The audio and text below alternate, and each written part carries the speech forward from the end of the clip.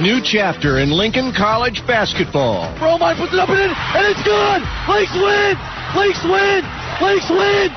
Lakes just won the AII Conference Championship on a buzzer beater. Lincoln College NAIA basketball action on 89X is brought to you by Crowe Chevrolet Buick in Lincoln.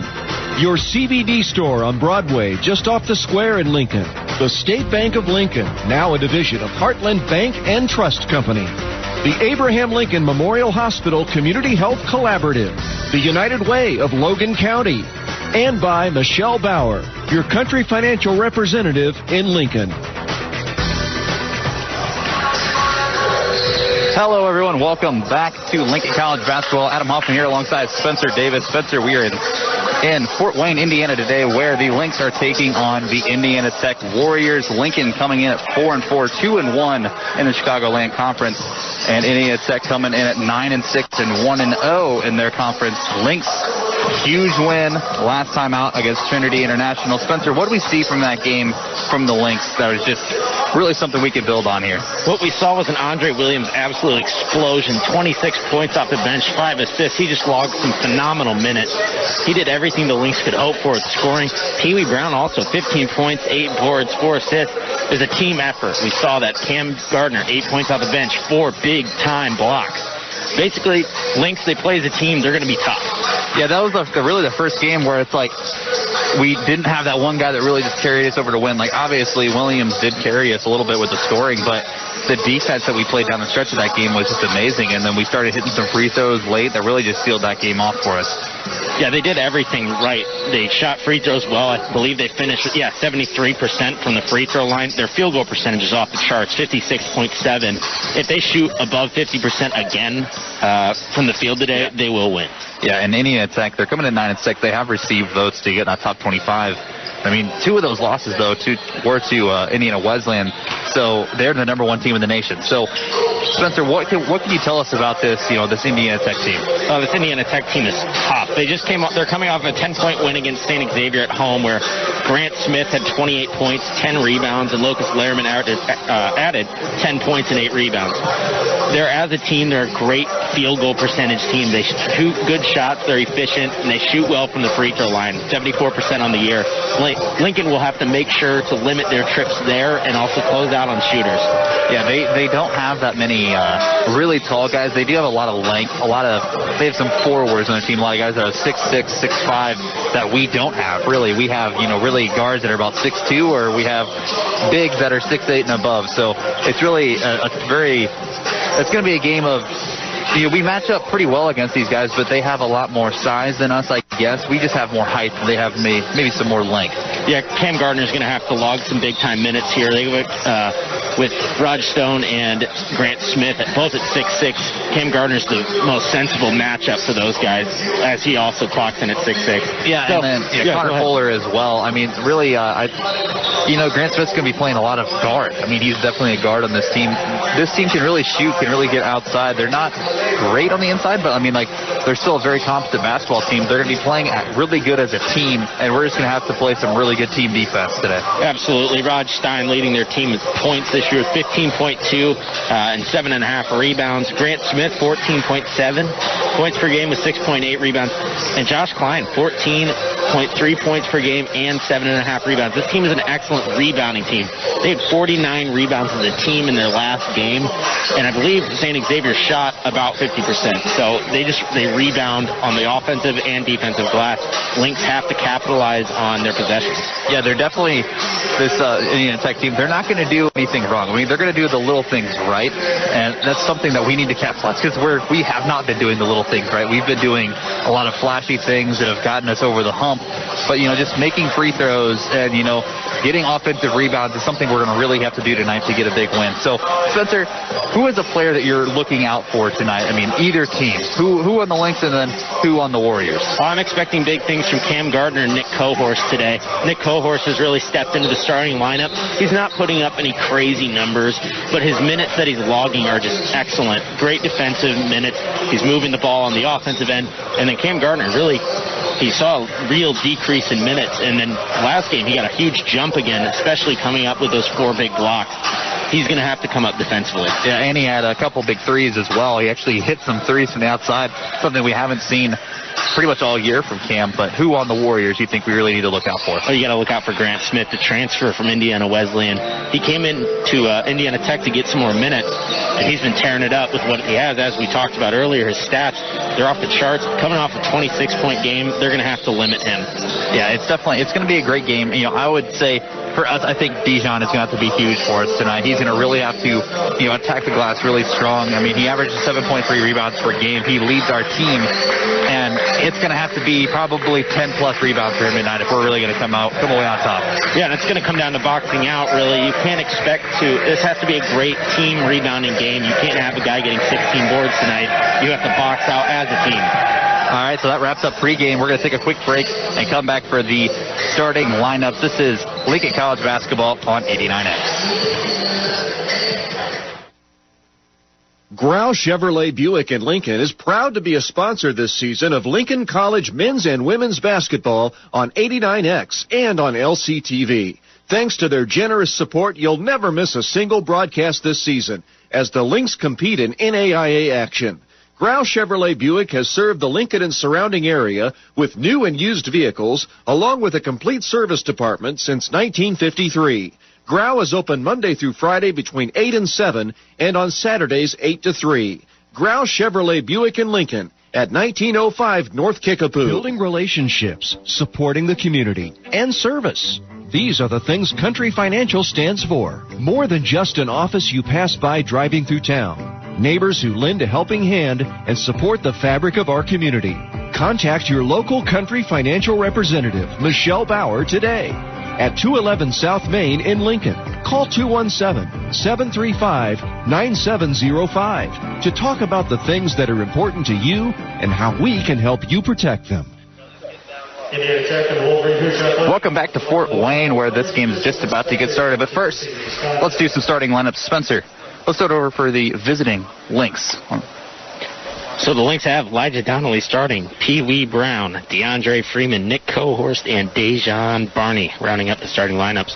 And then for the home team, the Indiana Tech Warriors, we got Grant Smith, Raj Stein, Corey McKinney, Max Perez, and Josh Klein.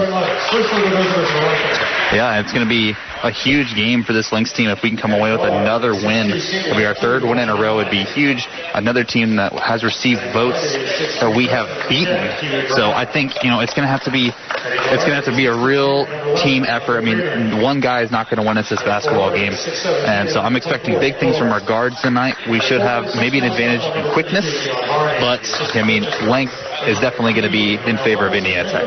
Yeah, the Lynx are just going to have to play big today. It's going to be a 5'11" Raj Stein, I believe, 6'1" for Corey McKinney, Grant Smith, and Max Perez, both at 6'6", and Josh Klein at 6'9". It's going to be a big size battle. Yeah, it's definitely a huge game for us. So I think we do have Cohorst down low, who's been just banging with the bigs lately. He's been just a warrior down there, just fighting for position. So I'm expecting another big game from Cohorst as well. Yeah, and again, it's probably not going to show up in the stat line. We're not going to be talking about a 20-point game and 20 rebounds from Nick Cohorst. I mean, that'd be great if that happens. That'd be great. But more than likely, it's just going to be those tough minutes, like you mentioned, that he's going to log here. Yeah, so starting lineups wrapping up here. We're about ready to start this game. So for Indiana Tech, we got Smith, Stein, McKinney, Perez, and Klein. And for the Lynx, we got Donnelly, Barney, Cohorst, Freeman, and Brown. It's going to be Klein and Dejan Barney in the inner circle here to jump things up here to get things started. Lincoln coming in 4-4, looking to get another huge win, get over that threshold of the 500 mark. We really just need to get into winning mode here at this point in the season. Yeah, they've won their last 3 of 4, so I'm looking forward to this one. And so Barney controls the tap, taps it back to DeAndre Freeman. Freeman going to set things up here for the Lynx. Got it center court now. Dribbling over. Fires it over to Pee Wee Brown. Brown going to get a slip screen there from Barney. Going to lob it into Cohorst, the high post. Cohorst, nearly no one picked him up. He's going to dish it off to Donnelly. Donnelly back over to Brown. Loses it, but it's picked up by Cohorst. 10 seconds left on the shot clock here. Donnelly just got to take a pull-up jumper and no good off the backboard. nearly rebounded by Cohorst. So that's going to be saved by DeAndre Freeman in the hands of Pee Wee Brown. And they're going to stop play here to readjust the shot clock.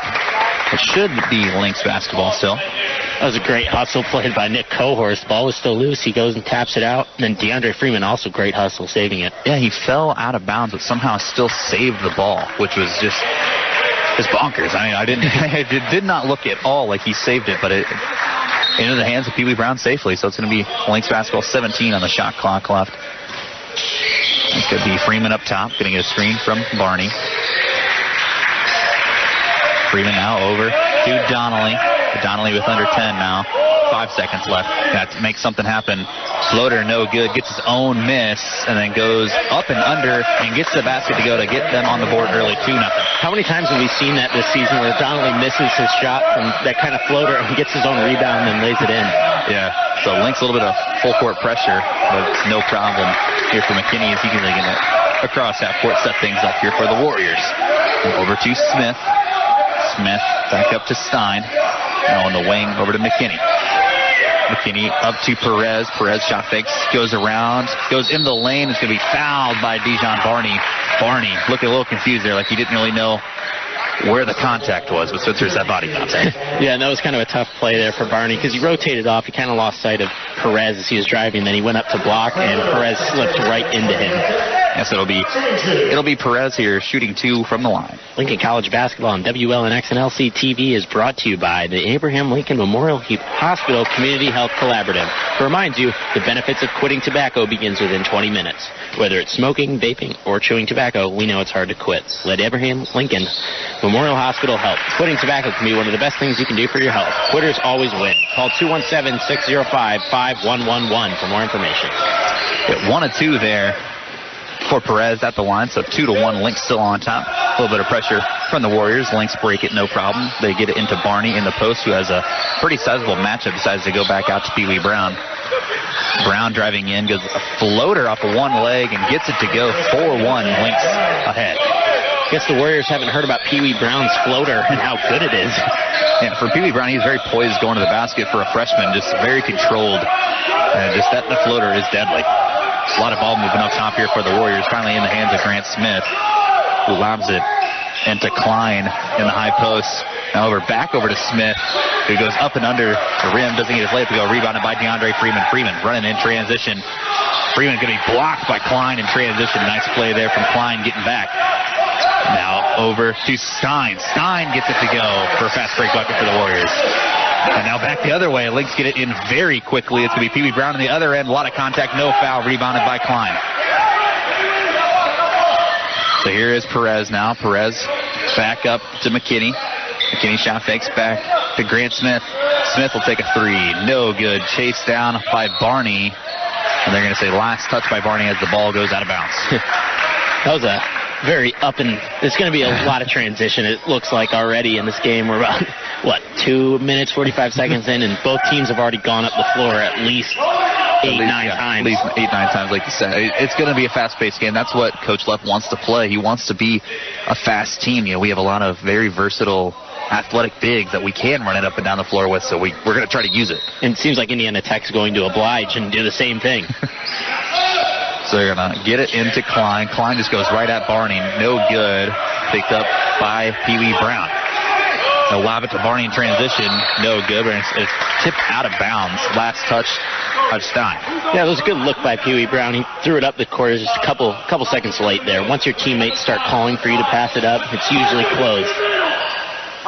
Yeah, so they're just trying to find Dijon, who's running the floor. I mean, he's beaten all the bigs down the floor every time. Yeah, Klein, nothing against Klein, but he's a little bit more stiff in his movements. He's not as quick as Barney is, so I look for Barney to take advantage of that. So Lynx get it into Donnelly. Donnelly now over to Freeman. Back up to Donnelly up top. Donnelly thought about the 3, gonna drive and kick over to now to Cohorst in the corner. Back up to Barney up top. Barney thought about the 3. Gonna set a screen for Pee Wee Brown instead. Brown loses it, but regains. It's going to be 7 seconds left on the shot clock. Going to have to make something happen. Donnelly for 2. No good on the last second. No good. It was going to be rebounded there by Corey McKinney. A lot of contact with Dijon going for the rebound. No foul called. Looked like Klein held his arm. Coach Leff wanted a foul. And give it over to Rod Stein. Stein going in transition, or going downhill. And they dumped it off to Josh Klein. He misses the bunny, but they're going to say a foul instead, and it's going to go against Barney, and that's going to be Barney's second foul just about 4 minutes into this ball game. Yeah, I don't like that call there. I think that post players have to be able to challenge a shot there, and especially because Cam Gardner not Cam Gardner, who is checking in here for the Lynx, but Barney got held going for that rebound. Yeah, Coach Lupp is saying, our guy's getting held on the other end going for that rebound, so you can't call just those ticky-tack fouls on him on the other end. So if Cam Gardner does check in for the Lynx, taking the place of Barney, misses the first one, did Klein. Second one also no good, so the ball does not lie, and it's going to be picked up by Pee Wee Brown. A little bit of basketball karma right there.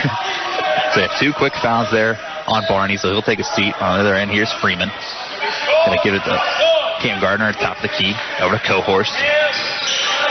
Cohorst looking to give it up. Dump off pass to Pee Wee Brown. A lot of contact. No foul called. It's going to be the Warriors going in the other direction. McKinney lobs it up to Klein. Klein no good. Gets his own miss and then gets that one to go. And one for Josh Klein. Yeah, that's a tough sequence of events right there for the Lynx. A lot of contact for Pee Wee Brown as he goes to the basket, and then not nearly as much contact on Klein as he put that one up. Yeah, so, our guys they need to settle down a little bit. They're not going to get the calls that they want. It's definitely, we're on the road, and we're not going to get the calls we want as Klein makes that and one free throw. 6-4, 16 minutes left to play here in the first half. But, we're just going to have to get used to it. We're going to have to fight through it and just try to finish strong in the paint. Yeah, the Lynx just got to get a little bit of energy out there. Yeah, so here's Brown up top, going to hand it over to Donnelly. Donnelly going to get a screen from Cohorst. Donnelly going back the other way. And give it over to Pee Wee Brown. Brown driving inside. A lot of contact again. No foul. Rebounded by Josh Klein. It's going to be a very physical game for both teams. Lynx need to understand that they can start putting a little bit more contact, too. Smith hands it off to McKinney. No good from the short corner. Rebounded by Donnelly. Donnelly running in transition. And Donnelly's going to slow things up. Going to hand it over to DeAndre Freeman. Donnelly has such a controlled drive. It's very quick, but it's not fast. It's the whole idea of being very under control. So they're going to find Brown in the corner. Pee Wee Brown, tightly guarded there from Perez. Up to Freeman. Freeman going to have to make something happen. Gets blocked. He regains the ball, but they're going to call a travel on the play. And it's going to be a turnover here on the Lynx. Connor Fuller is going to check in here for Pee Wee Brown. I thought that was a block there, and I thought that DeAndre would be able to regain possession of that, but I guess not. I think when he regained, he spun, and they're saying that's what the travel was. I'm not sure, but yeah, it definitely was blocked, so that's definitely not why. That definitely should not be why he traveled. A little bit of pressure here from the Lynx. Takes about 7 seconds off the shot clock for the Warriors. And again, that press isn't put on to get steals, really. It's just to slow down the offense. So here's Grant Smith on the wing, guarded by Connor Fuller, just checked in. A lot of contact on a screen. That's going to be going the other way. That foul went on Corey McKinney. Connor Fuller got popped there, but it's official on accident. But Andre Williams will check in for the first time for the Lynx, taking the place of DeAndre Freeman. But Williams, was that spark plug off the bench for us in that last game that really won us that game just with his energy. Yeah, and the Lynx need that spark plug energy again because they seem a little flat coming out. Luckily, the Tech Warriors are not on their top energy game right now either, so it's not out of control at all. Good ball fake by Williams. Yeah, Williams needs to give it up here. He gives it finally up to Connor Fuller. Fuller going into the lane. No good. He's going to get fouled on the play, so he'll go to the line to shoot 2. It was a good take by Fuller here. Recognized he could take his defender off the dribble and just went to the cup. This will be Fuller at the line for 2. Lincoln College basketball on WLNX and LCTV is brought to you by the United Way of Logan County, who asks you to join the United Way of Illinois Equity Challenge to gain a deeper understanding about the impact inequality has on our community. Because united, we can create a stronger community. Text 21-WEEK to 41444. Once again, text 21-WEEK to 41444. First free throw no good there from Fuller. Lehrman and Davison check in for the Warriors, and Tyler Clark checks in for the Lynx. Yeah, and I expect the Lynx to kind of combat Lehrman at 6'10" with Tyler Clark, who checks in right around 7 feet. Yeah, and both free throws there for Connor Fuller, no good, but they're going to say last touched off of the miss, last touch by Lehrman. So it'll stay Lynx basketball underneath their own basket. Lynx just going to get it into Andre Williams up top. Now we're to Fuller on the wing. Now Donnelly up top. Probably going to try and get a screen here from one of the bigs. Williams got it on the wing, and say he traveled before making his move. So we get early turnover once again from the Lynx, 6-4, 14-11 left to play here in the first half. You know, we were kind of joking about it before the broadcast of how many times do we see the catch on the perimeter and then a travel? Yeah, I vouched for the guys gave students. I was like, we don't see it that often, but early one right there for Andre Williams. So here's Grant Smith trying to go all by himself, no good. Picked up by Fuller, now over to Donnelly in transition. Donnelly, nice hop step. No good. Rebounded by Tyler Clark, but he loses it into the hands of Lehrman. And now here is McKinney in transition. Over to Davison. Davison in the corner gets trapped. Over to Grant Smith. Shot fakes, goes right around. Wrap around pass to Lehrman. Picked off there by Cam Gardner. And now here's Andre Williams in transition. Williams kicks it out. That was great help side defense by Cam Gardner right there. Kind of undercut that pass. So it'll be Williams up top. Guarded by McKinney. Donnelly going to take a long three. No good. Rebounded by Lehrman. Donnelly likes to take that rhythm three, kind of test out his range there.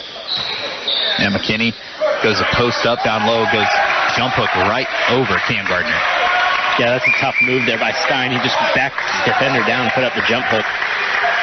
Yeah, so 8-4. Warriors do lead. Blake Maris just checked back to the score table, so he will come in during the next dead ball. Here is Cam Gardner up top. Really, Lynx just looking very stagnant on the offensive end. They can't really do anything. I'm going to give it to Fuller. Fuller just going to take a pull-up three. No good. Rebounded by Stein.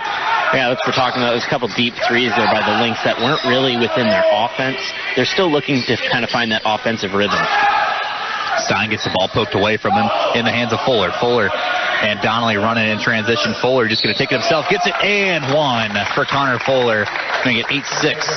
12:21 left to play here in the first half. Fuller going to the line for one more. Try to cut it to a 1-point game. That's where the Lynx get a lot of their energy from, is they get those defensive stops. They get out and they run. That was a great play by Fuller to get the steal and then finish on the other hand with a little bit of contact. So Maris will come in for Donnelly. And it'll be one more here for Connor Fuller, trying to make it 8-7. Lynx pretty much using that full bench already. Free throw from Fuller is good. Yeah, the Lynx have a lot of depth coming off the bench. It's a great value to have.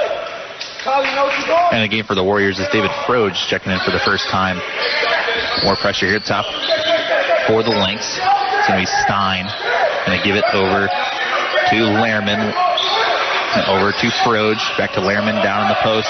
Back out to Froge. Froge for three. No good. Good box out there from Fuller, and he gets it. So Lynx looking to retake the lead here.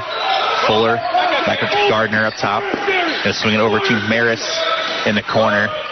Maris now over to Andre Williams. Williams drive, looking to dish it off. Over to Gardner now on the wing. Back over to Maris up top. Maris thought about a three right there. Yeah, Williams is going to try to take it himself. A lot of contact on Williams going to the basket. Seemed like a lot of contact on his arm. Nothing called as Williams just throws it out of bounds. Yeah, I thought Williams kind of initiated some of that contact, though. You got to let the guys play a little bit. Yeah, I was looking kind of over his arm. Yes, yeah. Looking to pass, but yeah, he did initiate contact definitely. So Stein going to take it himself off of just a set inbounds play, and he gets an easy basket, 10-7. Warriors ahead. Yeah, both teams average over 75 points per game, and they've only put up 10 and 7 respectively in 10 minutes of play. So here's Williams going to give it up to Maris. Back up to Williams. Williams going to set things up with about 12 left here on the shot clock. Lynx just need to get something going. Again, the offense looks stagnant, like you said earlier. They're just not moving well without the ball. Maris goes in the paint, gets smothered with a trap, and now Stein gets called for a double dribble as Maris turned the ball over. So it's going to be another turnover here for the Warriors. Donato Pacack comes in for the first time for the Lynx, taking the place of Tyler Clark. Cohorse also checks back in for the Lynx, taking the place of Gardner. I do think the Lynx have an advantage in terms of Donato Pacack he's not as tall as Logan Lehrman, but he does have speed. Lehrman does not move up the floor as fast as Pacack can, so I think that if the Lynx run in transition more, they can really utilize. And Pacack definitely likes to catch it up top and do a dribble and go to the basket, so looking really to get that. Pacack going to lob it in here to Fuller. Fuller looking to go in the post. Dump off pass back to Pacack and good. So 10-9, nice pass there from Fuller to Pacack. Oh, it was a beautiful pass. A little shovel pass. Pacack was waiting for it. Boom, put it up and in. Warriors going to get it across half court here. Stein throws it out of bounds, so it's going to be a turnover here for the Warriors once again. A lot of turnovers for both teams to start out here, Spencer. Yeah, both teams are a little sloppy with it, but the Lynx have done a better job of capitalizing off of the Warriors' mistakes. If they can keep doing that, they'll be in good shape. That's going to hand off here to Maris. Go to Cohorse in the high post. Up to Pacack. Pacack open for three. Going to take it. No good. Rebounded there by Stein. Stein going to run in transition now. Picked up by Fuller to slow things down. Into Lehrman in the post on Pacack. Lehrman just goes kind of through Pacack. And it's going to be a foul there on Donato Pacack. It's going to be his first. Yeah, Lehrman just kind of out-muscled Pacack on his way to the basket there. Yeah, so Lehrman will be at the line here for two shots. Lincoln College basketball on WLNX and LCTV is brought to you by the State Bank of Lincoln, now a division of Heartland Bank and Trust Company, sharing a commitment to the communities they serve. By combining their strengths, they will be able to offer additional products, services, and locations while still providing you the community banking experience you expect. Their commitment to personal service continues. State Bank of Lincoln, a division of Heartland Bank and Trust Company, member FDIC. Free throws both missed there by Lehrman.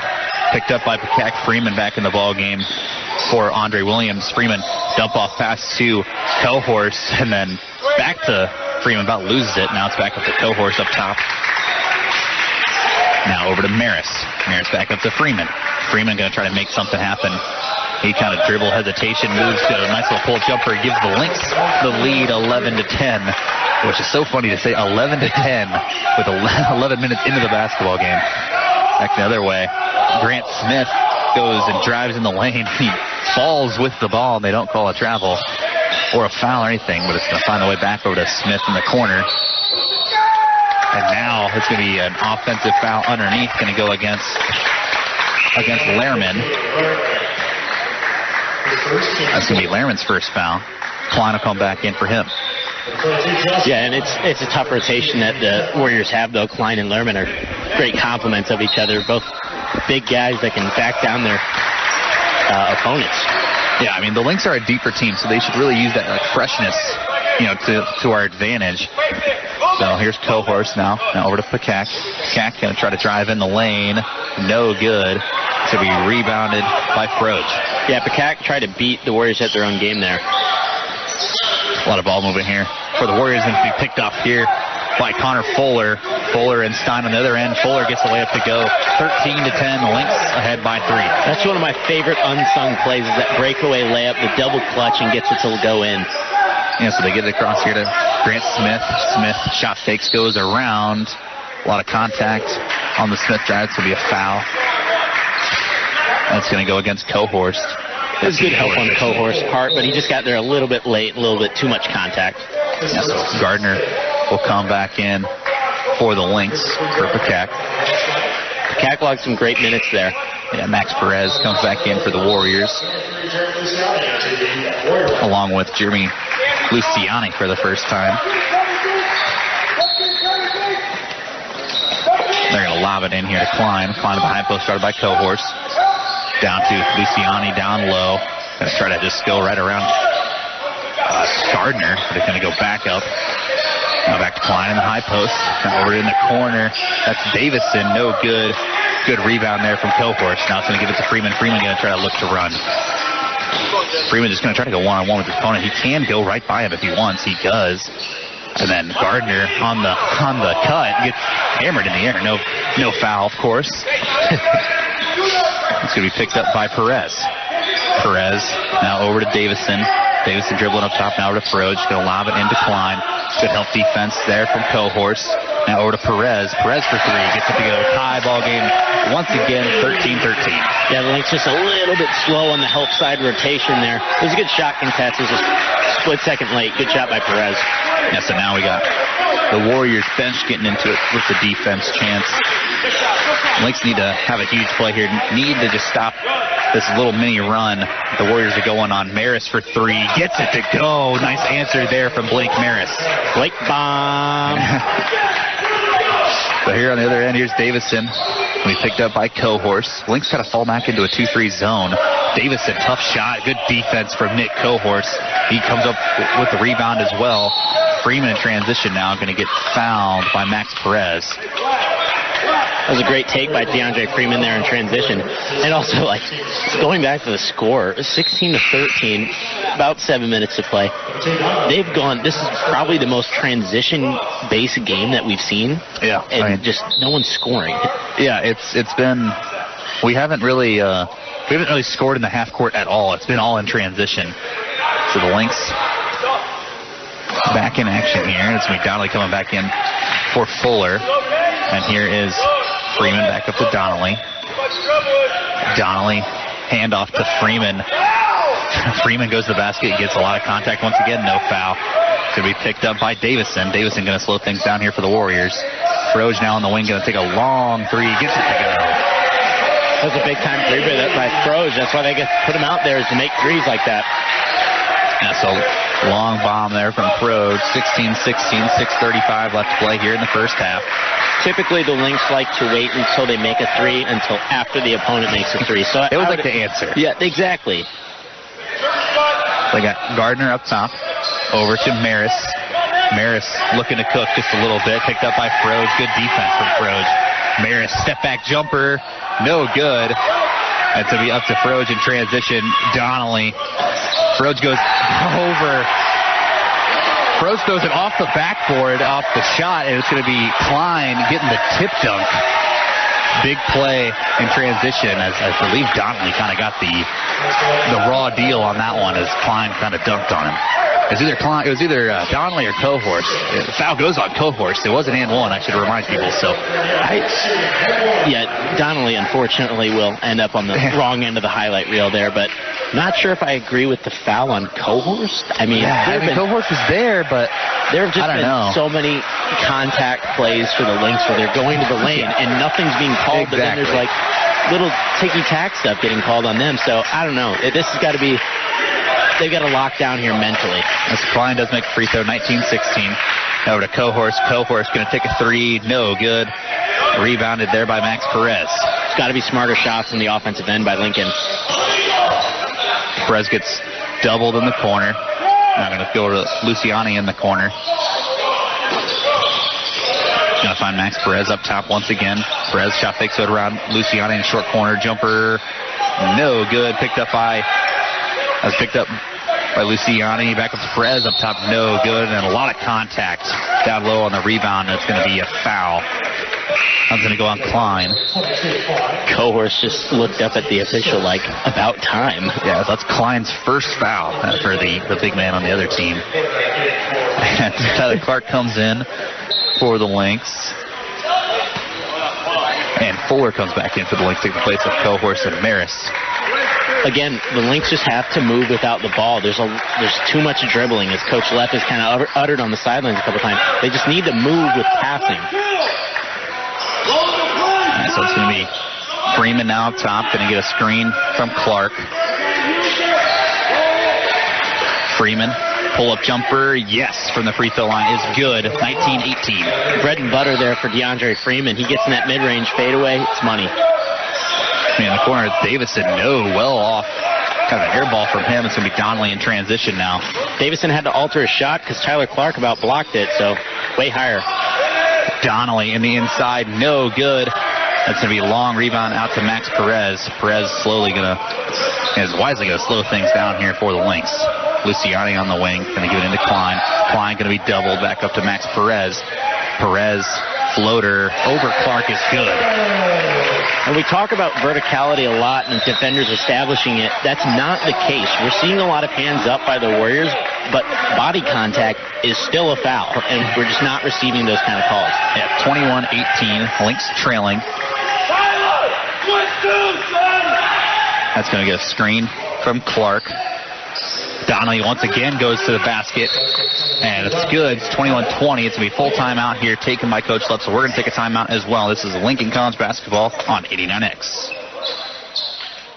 CBD, cannabidiol, a compound found in industrial hemp plants, has been featured in news reports as offering many health benefits. Your CBD store, the largest hemp retailer in the U.S., is now celebrating its grand opening in Lincoln. Your CBD store is located at 520 Broadway, just off the square. Your CBD store offers SunMed and Sunflora CBD products, including oils, edibles, topicals, and more. And they have staff on site to answer any questions. Your CBD store is open Tuesday through Saturday, 10 to 6, and Sunday and Monday, 12 to 4. Now offering curbside service. Your CBD store, just off the square on Broadway. Also find them on Facebook.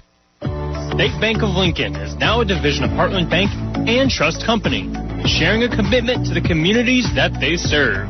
By combining their strengths, they'll be able to offer additional products, services, and locations, while still providing you the community banking experience that you expect. Their commitment to a personal service continues. State Bank of Lincoln, a division of Heartland Bank and Trust Company, member FDIC.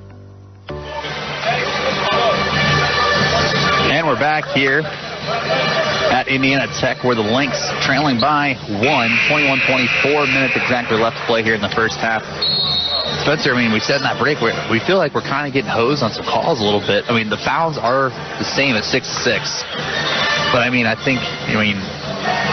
Lynx are going to the basket a lot more, it seems like, and they're not coming away with very many foul calls. Yeah, I mean, the idea of driving the basket is either getting a made shot or absorbing contact, getting a foul. But the way that the shots are coming off the Lynx hands, either they forgot how to shoot basketballs or they're getting fouled.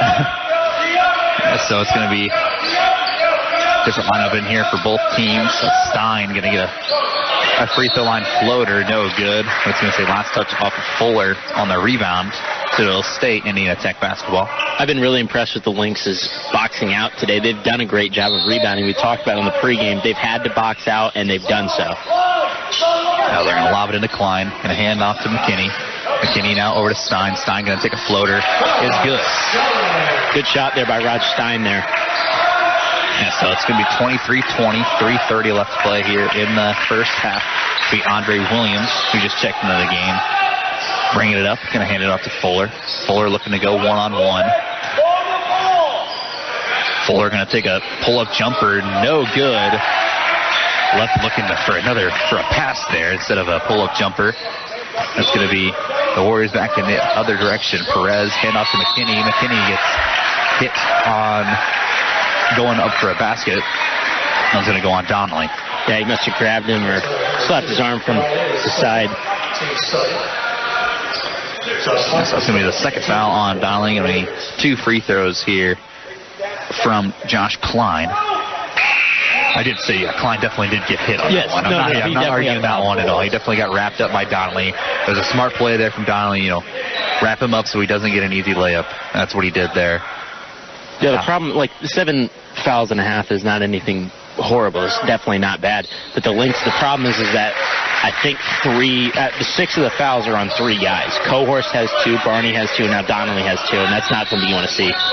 Yeah, so Klein makes 1 and 2, 24-20. Cohorst checks back into the game along with Pee Wee Brown.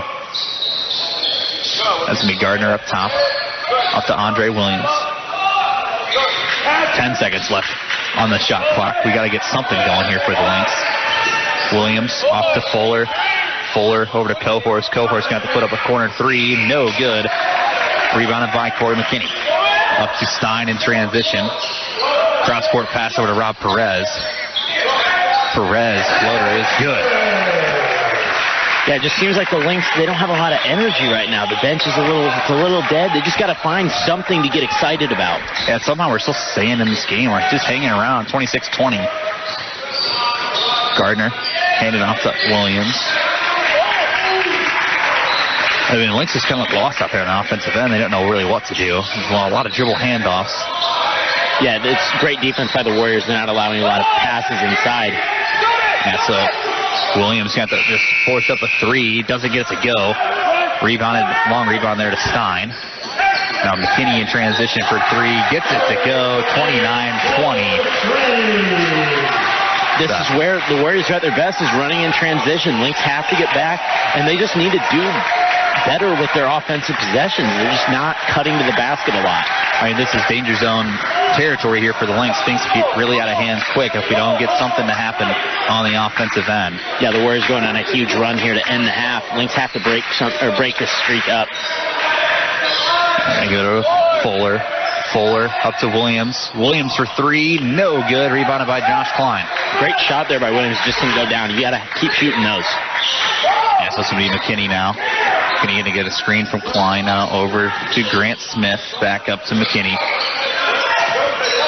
And a lot of contact looking for Klein down low. I think they're going to get a foul on Cohorse. They do. That's going to be Cohorse's second. Cohorse really just kind of lost his footing. Yeah, they called him on the foul as he's sitting on the ground. So maybe he sat on his foot or something. I'm not quite sure, but I don't know. It looked like a lot of post battling, and post guys go to the ground every once in a while. Yeah, so Cohorse will sit out. Josh Klein at the line for two, or for 1 and 1, I believe. Free throw is good. Freeman checks back into the game as well.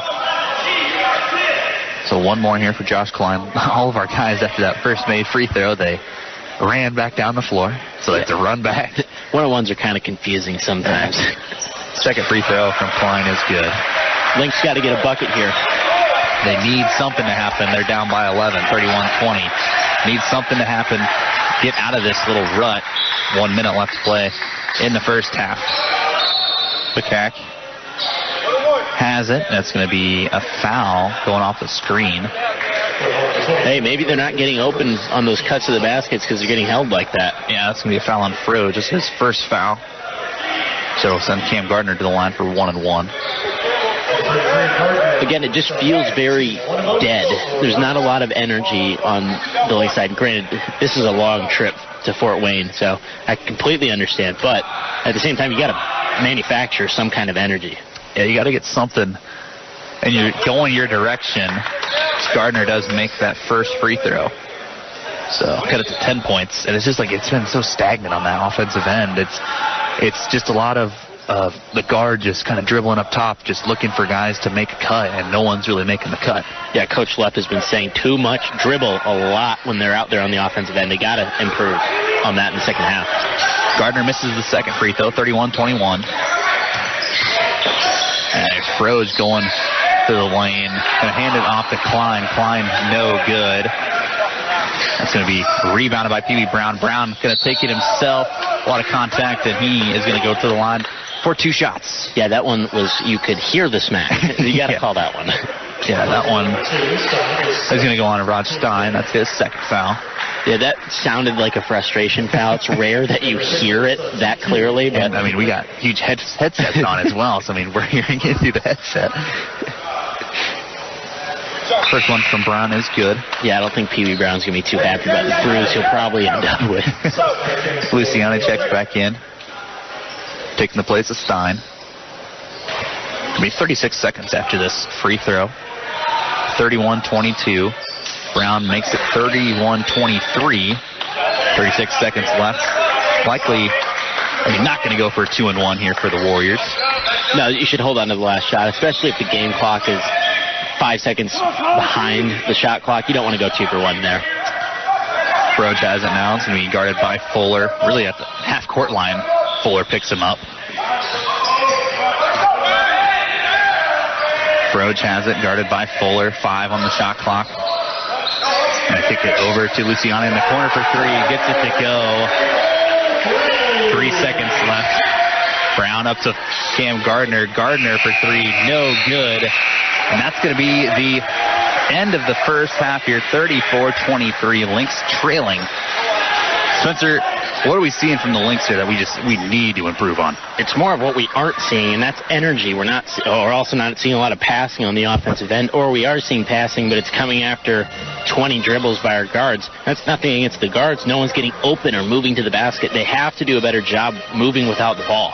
Yeah, it's not even ball movement, and I mean it's moving without the ball. That's really what you said there. I mean, it's just our guys are just kind of standing around waiting for something to happen, waiting for someone to leave them open for a shot. It's just not going to happen. I mean, we're going to have to make something happen. And Indiana Tech, they stayed with Indiana Wesleyan, who is the #1 team in the NAIA.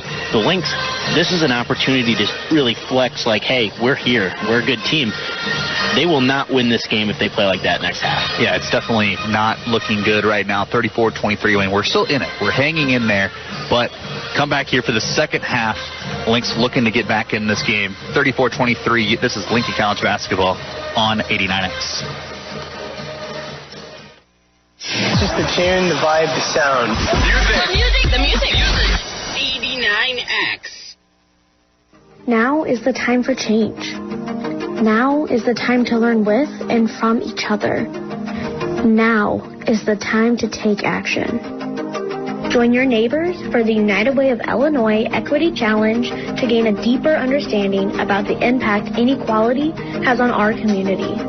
Because united, we can create a stronger community. We accepted the challenge. Will you? Text 21-WEEK to 41444 to learn more. Benefits of quitting tobacco begin within 20 minutes. Within 24 hours, your chance of a heart attack decreases. Whether it is smoking, vaping, or chewing tobacco, we know it is hard to quit. Let Abraham Lincoln Memorial Hospital help. We are offering free one-on-one sessions with our on-site specialists to help you quit tobacco products. Yes, quitting tobacco can be a challenge, but it's one of the best things you can do for your health. Quitters always win, and you can too. Call 217-605-5111 for more information. Building relationships, supporting the community, and service.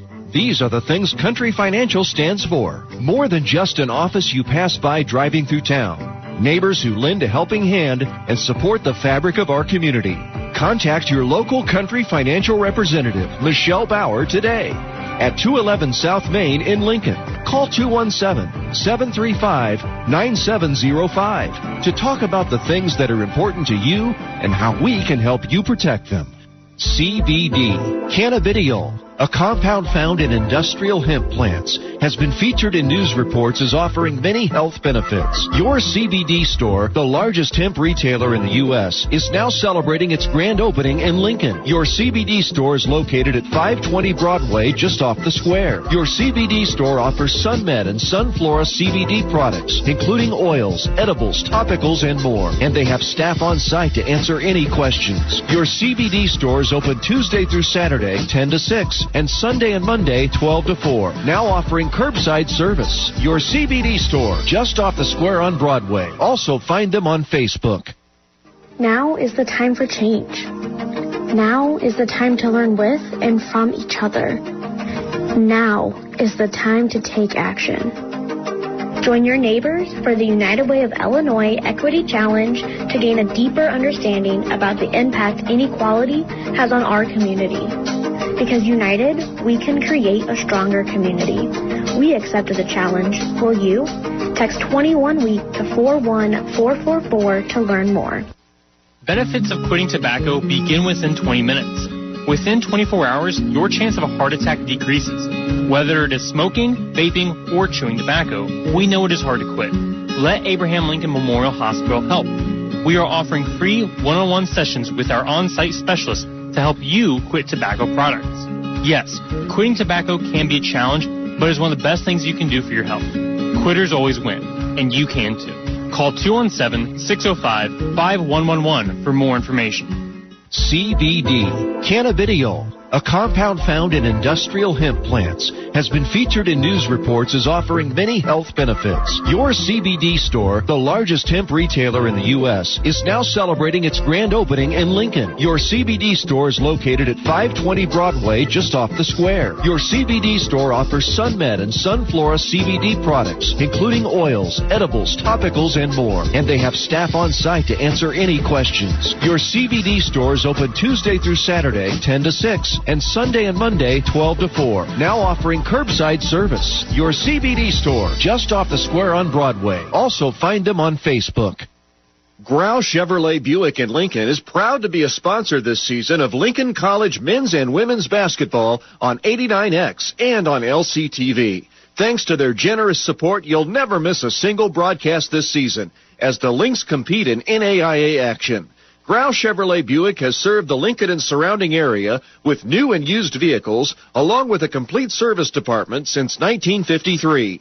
Grau is open Monday through Friday between 8 and 7 and on Saturdays 8 to 3. Grau Chevrolet Buick in Lincoln at 1905 North Kickapoo. The National Association of Intercollegiate Athletics is the governing body of small college athletics. The NAIA prides itself on character-driven intercollegiate athletics as it instills its 5 core values of integrity, respect, responsibility, sportsmanship, and servant leadership in all of its student athletes. For more information, log on to naia.org. Caribbean coral reefs under siege. I'm Randy Simon, and this is Earthwise, a look at our changing environment. Coral reefs around the world have been suffering from warming seas and increasing acidification, both a result of human activity. In the Caribbean, a new threat has emerged in the form of invasive algae.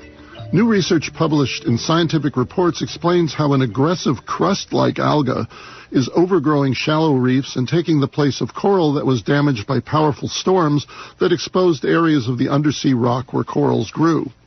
Researchers from Oxford University, the Carnegie Institution, and California State University Northridge have been studying these peysanolid algal crusts, or PACs, for several years in the U.S. Virgin Islands. The PAC has been out-competing coral larvae for surface space and then growing over the existing reef architecture, greatly damaging delicate reef ecosystems. New corals actually prefer to settle on crusty surfaces created by a different type of algae called crustose algae, or CCA. CCA acts as guideposts for coral larvae by producing biochemical signals as part of a microbial community that entice baby coral to affix itself. In contrast, the destructive PAC algae exclude coral settlement. The researchers determined that the microbial community associated with PAC algae is deployed to deter grazing from fish and other marine creatures. Unfortunately, it also deters coral. Fragile coral ecosystems are already under assault by environmental pollution and global warming. Now, in the aftermath of powerful hurricanes like Irma and Maria, algal crusts are taking over reef communities and posing an existential threat to Caribbean corals. Earthwise is a production of WAMC. Find us on Facebook and listen anytime at WAMCpodcasts.org. Science papers aren't usually the best places to find a good story. I'm Dr. Lynn Pascarella, president of the Association of American Colleges and Universities. And today on the Academic Minute, Ryan Kelly, assistant professor in the School of Marine and Environmental Sciences at the University of Washington, discusses why that needs to change if scientists want to get their point across. As a rule, scientists aren't trained to be communicators. We're trained to keep our heads down and be persistent, to think rigorously and to worry about details. We do this sometimes for years and write up our findings in academic journals, which aren't exactly bestsellers. So it's no wonder that good science often struggles to find an audience, even when that audience is other scientists. Communications and marketing just isn't what we do. But neglecting this skill set comes at a cost. A lot of good science doesn't get read. And we know how often our papers are read because they get referenced by other scientists. And this is how science works. Every paper is a small brick in an ever-changing wall that makes up our understanding of the world we live in. So, a project I was involved in recently asked what makes one of these papers more influential. And to our surprise, we found that writing style has something to do with it. We looked at over 700 scientific papers on climate change, and we asked whether papers written in a more narrative style might be more influential than those with a drier, more expository style. Now, remarkably, we found that even in science, writing style really mattered. The most influential papers tended to include things like sensory language and cause and effect timelines, and even a direct appeal to the reader for a particular follow-up action. Perhaps even more surprising, we found that the most prestigious journals tended to feature articles that had more narrative content. We don't know if the really top journals pick the most readable articles, and that's why those articles are more influential. or if more narrative papers would be influential no matter what journal they're in. But we learned a really valuable lesson for scientists everywhere. If you want your science to matter, tell a story. That was Ryan Kelly of the University of Washington.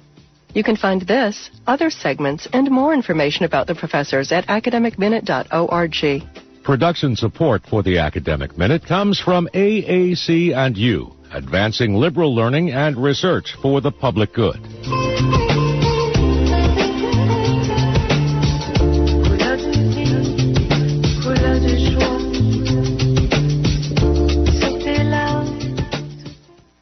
Discover why Lincoln College is growing. Lincoln College offers a private education at a public university cost in a diverse, welcoming environment. Students enjoy personalized attention in the classroom as well as plenty of clubs and organizations to round out the college experience. With bachelor and associate degree options, generous scholarships, and now 4-year intercollegiate athletics, it's no wonder why students are choosing Lincoln College. LincolnCollege.edu. The National Association of Intercollegiate Athletics has over 65,000 student athletes, 250 colleges and universities, gives out $600 million in athletic scholarships annually within 21 conferences, and has 26-plus championships across the United States and Canada. For more information on how to become an NAIA student athlete, log on to NAIA.org. This is Best of Week on the Academic Minute. For the Most Popular Segment Award, Kevin Coakley, Distinguished Teaching Professor at the University of Texas at Austin, examined imposter syndrome and why college students often have this feeling. During the academic year, many students will experience heightened imposter feelings in academically competitive and stressful college environments. The imposter phenomenon, often referred to in the popular press as the imposter syndrome, is the sense among high achievers of feeling intellectually phony and fraudulent. While high achievers are typically thought of as individuals who have excelled academically, in many ways college attendance, retention, and graduation make students high achievers, given that more than 20% of freshmen do not return for a second year. Research has found that imposter feelings negatively impact the mental health of college students, increasing feelings of depression and anxiety. Students who feel like an imposter have difficulty internalizing their accomplishments. They see themselves as incompetent and believe they have fooled others into seeing themselves as intelligent and accomplished. Imposter feelings have been linked to maladaptive perfectionism or excessive high personal standards. Imposters and perfectionists are similar in that they are both driven to excel. They differ in that perfectionists are driven by an internal pressure of having high standards, while imposters are driven by an internal experience of intellectual phoniness and self-doubt. My research has found that imposter feelings are especially salient among students of color. However, it is important to keep in mind that students of color are not monolithic. For example, my research has found that Asian American students tend to have higher feelings of imposterism than African American and Latinx students. Additionally, we found a stronger impact of perceived discrimination on imposter feelings among African American and Latinx students. Professors can address imposterism among students of color by including books and articles written by scholars of color, discussing the contributions of scholars of color in your field, and having meetings with students of color and affirming your belief in their potential and deservedness to be there. That was Kevin Coakley of the University of Texas at Austin. You can find this, other segments, and more information about the professors at academicminute.org. Production support for the Academic Minute comes from AAC and U, advancing liberal learning and research for the public good.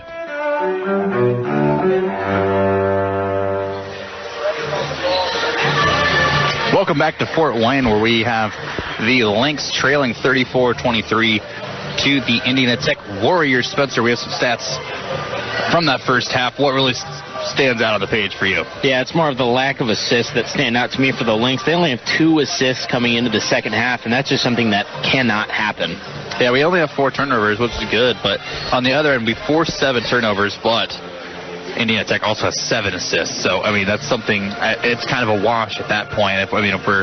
We need to force them into just bad shots instead of, off of good passes. Yeah, and the Lynx have taken the same amount of threes as the Warriors have in that last half, but the only difference is that Blake Maris is the only one with a 3 for the Lynx, 1 for 9 from the 3 line. So they have to improve on that if they want to win this game. Yeah, 28% from the field which is just horrendous.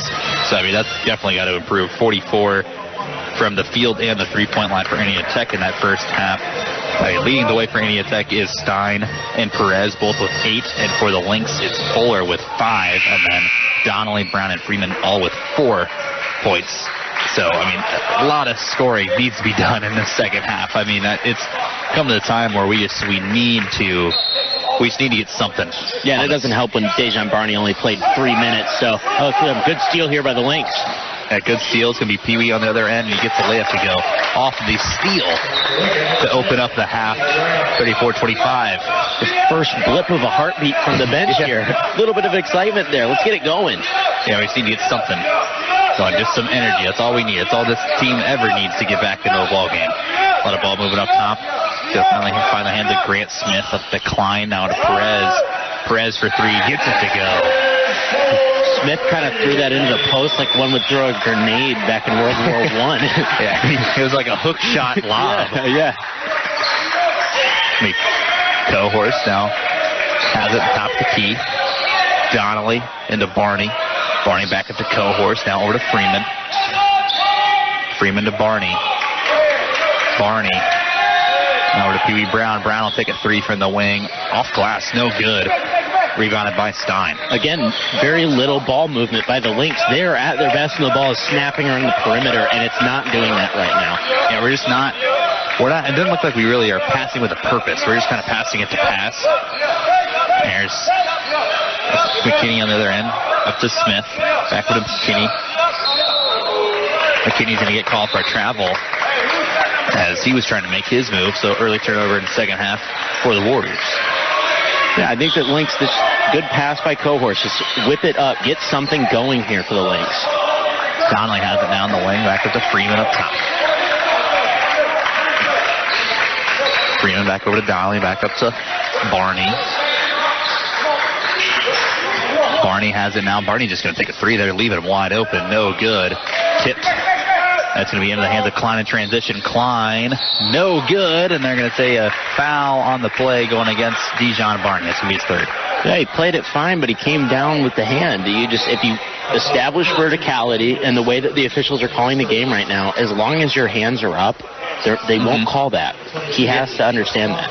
Yeah, and he was, like you said, he's completely vertical. He's fine, but it's that hand coming down trying to block the shot.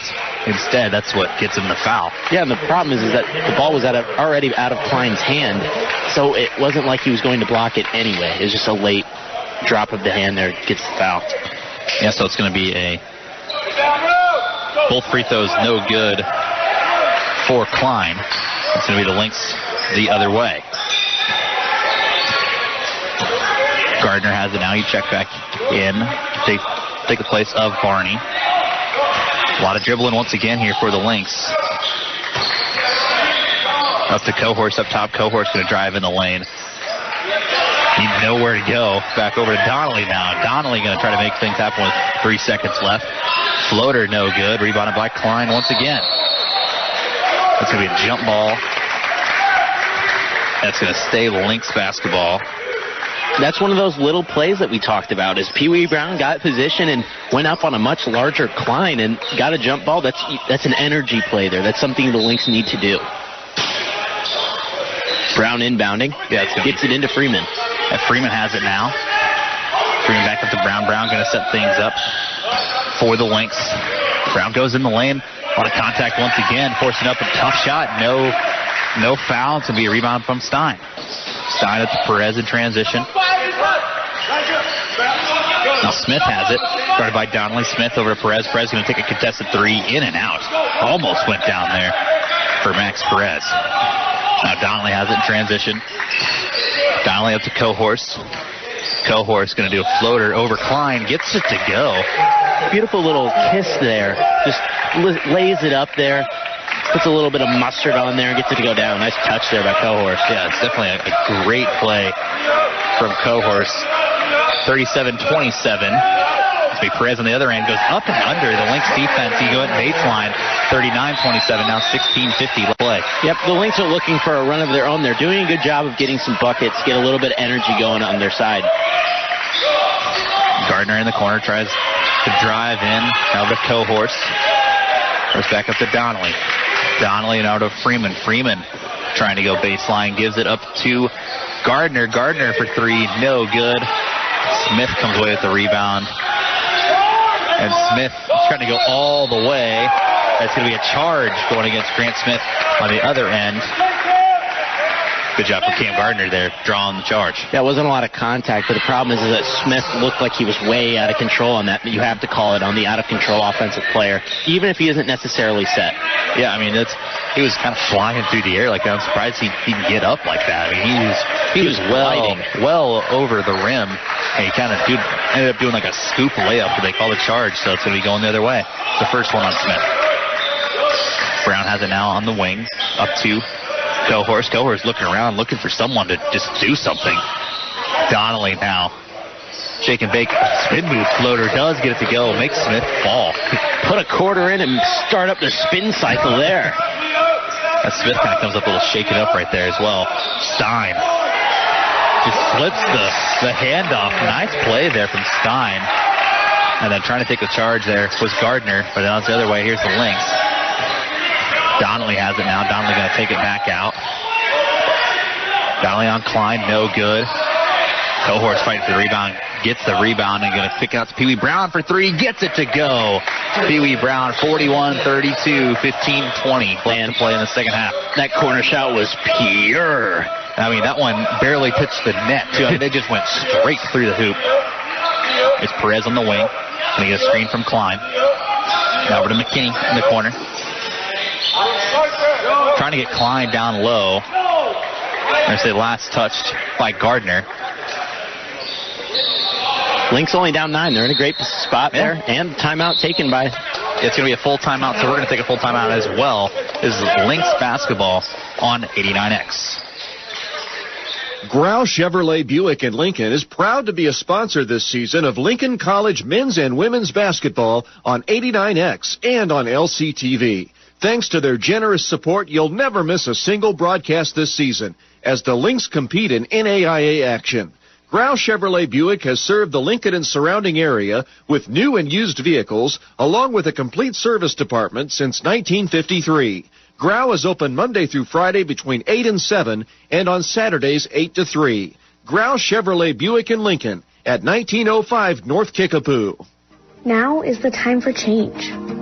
Now is the time to learn with and from each other. Now is the time to take action. Join your neighbors for the United Way of Illinois Equity Challenge to gain a deeper understanding about the impact inequality has on our community. Because united, we can create a stronger community. We accepted the challenge. Will you? Text 21-WEEK to 41444 to learn more.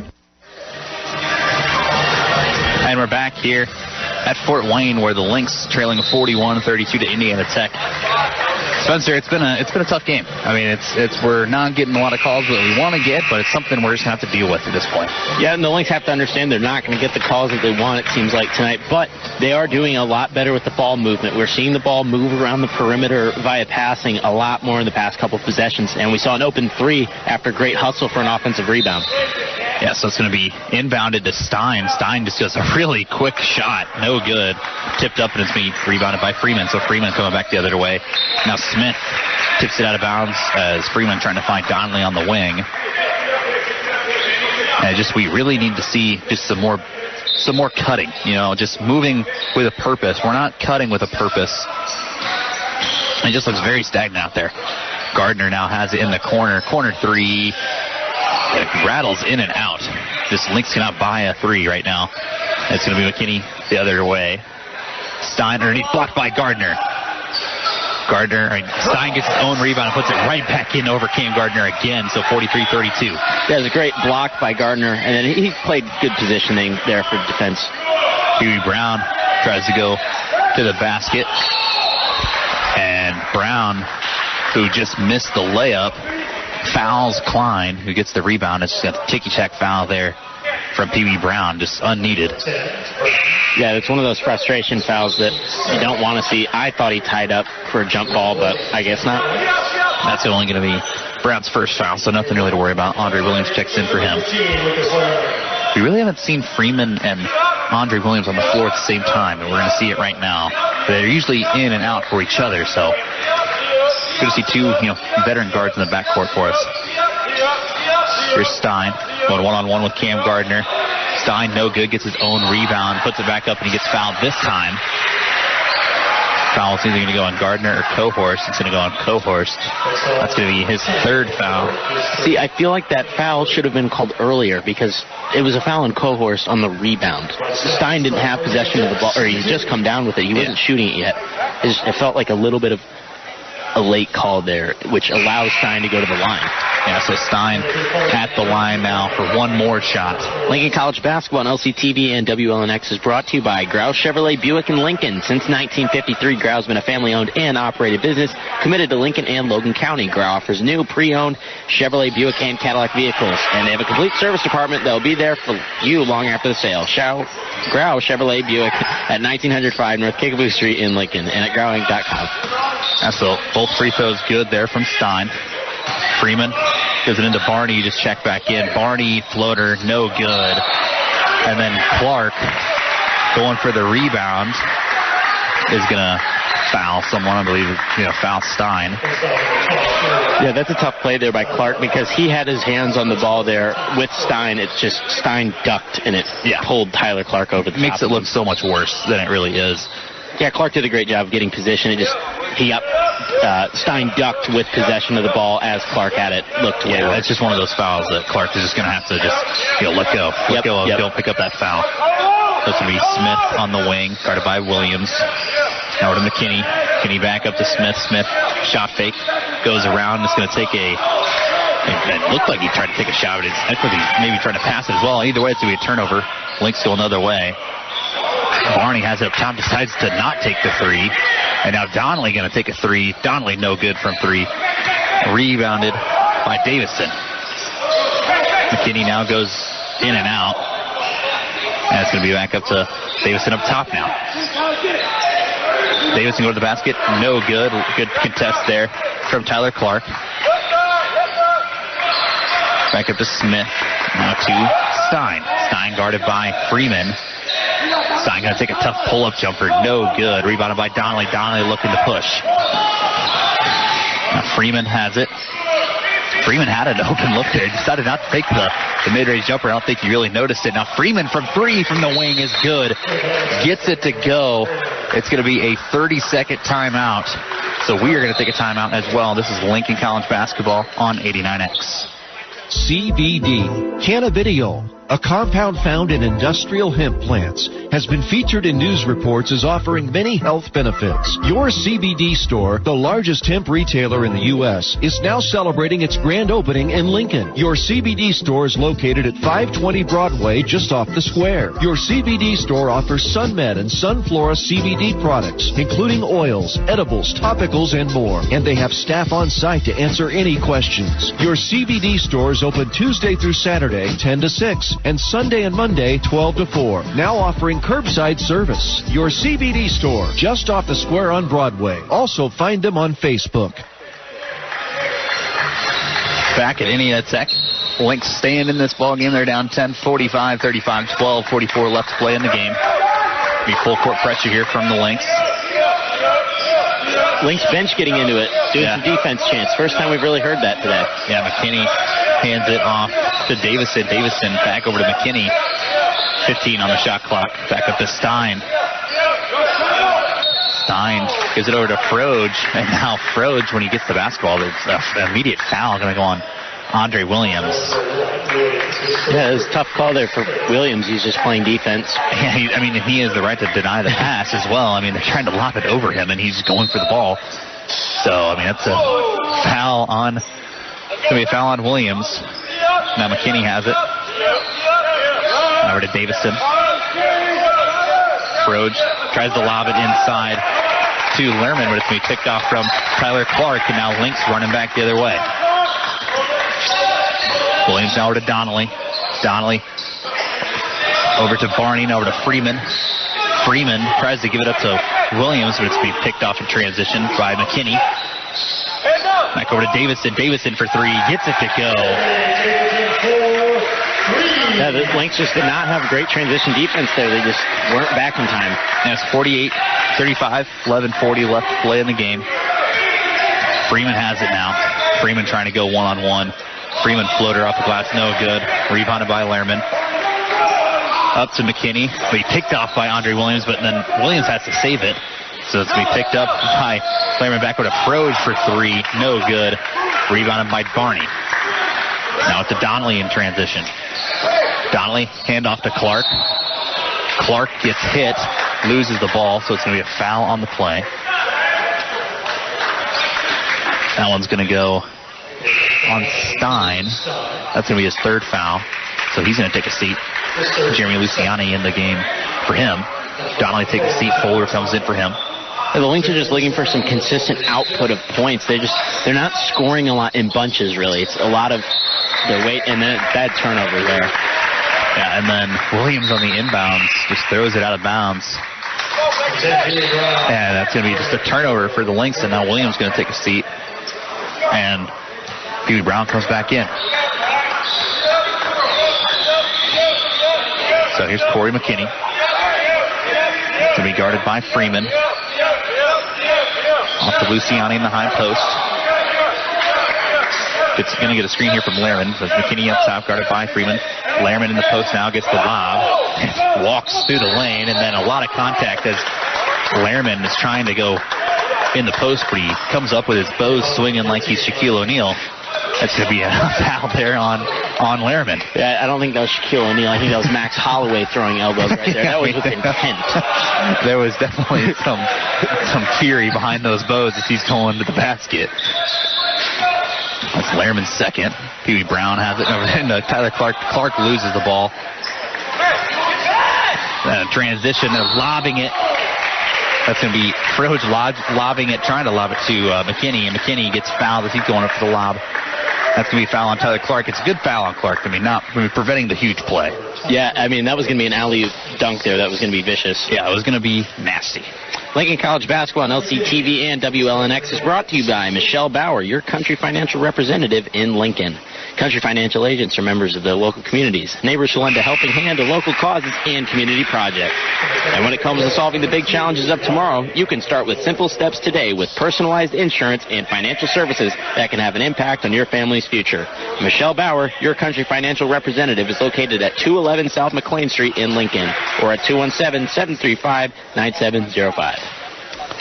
First free throw was good for McKinney. Second one up, no good. Now rebounded by Barney. Cohorst and Donnelly check back in for the Lynx, taking the place of Clark and Brown. Cohorst has it up top and hand it off to two. Off to Fuller, and then Fuller going to the basket, loses the ball out of bounds. Pee-wee Brown's going to come back in right away for Connor Fuller.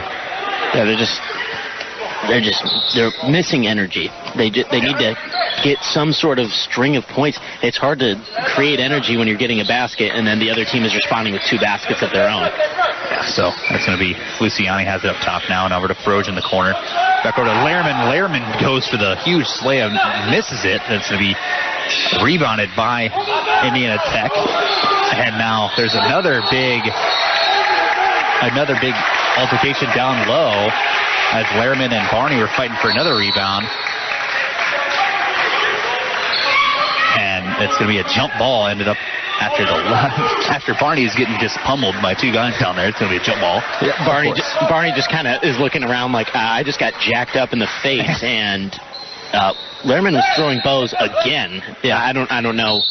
I don't know what to say. There's another foul on Freeman. Yep, that's going to be a foul on Freeman on the inbounds pass. So already going to be in the bonus here with 10 minutes left to play. Fouls are currently 7-3. And it's going to send McKinney to the line for a 1-and-1. Also, Coach Luck got a warning for not being in the coaching box. So that's how this game's going for us right now. He's the first coach actually today to step outside of the coaching box. Yeah. Just kidding. Free throw no good for McKinney. And now we got a foul going against the Warriors. Finally, as Cohorst chased down the rebounds, and a foul on Jeremy Luciani. It's like they never give us a foul. All the fouls, it seems like, on the Warriors have come off of rebounds. Yeah. Never on when we're shooting. It's always on a rebound, so they're never sending us to the line. Yeah, let's stray away from contact while shooting. It might go off. We'll go on a Stephen A. type rant. Freeman has it now. Going to try to give it up. Lobs it over to Barney. Barney going to take a three. Yes, from the wing for Dijon Barney. Show of life for the Lynx. Now Brown and Freeman going to pick up full court. As we tipped in transition. As we picked up by the Lynx over to Donnelly. Donnelly going to the basket. No good. Barney gets it. No good. Now Cohorst gets it, and Cohorst gets fouled. See, that's the kind of energy plays the Lynx have to have. They're getting energy plays. They're turning the opponents over after a big bucket. If they can just string something together, they can stay in this game. They're only down 11, about 9.5 to play. This is doable. They're going to lob it into Barney, now to Cohorst. Cohorst over to Pee Wee Brown. Brown guarded by Jeremy Davison. Get it to Dijon in the post. Looking for Cohorst cutting. And the ball goes out of bounds. They're going to say last touch by Cohorst. I don't even know if Cohorst touched the ball. It seemed like the ball got tipped out of the hands of Barney. I mean, it was a weird angle, but from my vantage point, I thought that it went off of Schroeder. Pressure once again here for the Lynx. As Davison gets it across half court. Davison now over to Grant Smith. Smith gets trapped. And they're going to somehow get it to Froge on the wing as Lehrman gets it now in the high post, and he loses the ball, so it's going to be Lynx the other way. Barney in transition gets the slam to go. That gets the Lynx fired up just a little bit, 49-40. Lynx cut it to 9 with 8:40 left to play in the game. That should get the Lynx amped just a little bit. That was a big-time slam by, oh boy, here's the three-pointer up. No good, going to be rebounded there by Lehrman. Lehrman gets blocked by Barney. Back up to Froge. Froge floater, no good. It's going to be picked up by Donnelly. Donnelly now going to come in transition. Going to go one-on-one with Smith. Donnelly, no good. Rebounded by Lehrman. 8 minutes left to play in the game. 49-40, Lynx trailing. The Lynx are clawing their way back into this game. They're getting these energy plays. They're getting stops on defense. They just need to keep getting the ball to go through the hoop. Yeah, we just need to get those high-energy plays like that. That dunk was huge there from Barney, but we got to just play defense on the other end as well to not prevent them from shooting again. Froge now has it from the three-pointer, gets it to go to cut it once again. He's been hitting the three every time, 52-40. There's a timeout on the play, so we're going to take a timeout as well. Lynx trailing 52-40 right here on 89X. Benefits of quitting tobacco begin within 20 minutes. Within 24 hours, your chance of a heart attack decreases. Whether it is smoking, vaping, or chewing tobacco, we know it is hard to quit. Let Abraham Lincoln Memorial Hospital help. We are offering free one-on-one sessions with our on-site specialists to help you quit tobacco products. Yes, quitting tobacco can be a challenge, but it's one of the best things you can do for your health. Quitters always win, and you can too. Call 217-605-5111 for more information. And we're back here at Fort Wayne. 52-40 is the score. Lynx are trailing. 7:45 left to play here in the second half. Spencer went on a little mini run, but then the Warriors responded right back with a Froge three going into that timeout. Yeah, that was a tough shot there by Froge, but you know what? The Lynx proved that they can put some buckets together. This is a big possession. Now Barney now me for three in the other way. No good. It's going to be rebounded by Davison, and now it's going to be in the hands of McKinney. McKinney going to be guarded by one-on-one by Andre Williams, who just checked in alongside Fuller. And Maris gets his hand on the ball, but it's going to be regained by the Warriors. Klein has it now underneath the basket. It's going to be stripped by Williams, who's coming over help side. Yeah, it was a great play by Williams, like you said. He undercuts that dribble move by Klein and just knocks it out of bounds. Great play. So it'll be Grant Smith, who's been pretty much scoreless in this ball game, gets it. Now Klein has it now and gets the post move to go. Post hook to go. So 54-40 is the score. 7 minutes left to play in the game. The Warriors are just getting touches closer to the basket than the Lynx are right now. Maris gets it off the screen, and he gets fouled going for a jumper. I believe it was a 2. Yes, it will. So it will be 1 or 2 free throws here for Blake Maris. Lincoln College basketball on LCTV and WLNX is brought to you by your CBD store in Lincoln. CBD is found in industrial hemp plants and has been featured in news reports as offering many health benefits. Your CBD store, the largest hemp retailer in the U.S., is now celebrating its grand opening in Lincoln. They're located at 520 Broadway, just off the square. Your CBD store offers SunMed and Sunflora CBD products, including oils, edibles, topicals, and more. And they have staff on site to answer any questions. Your CBD store is open Tuesday through Saturday, 10 to 6, and Sunday and Monday, 12 to 4. Now offering curbside service.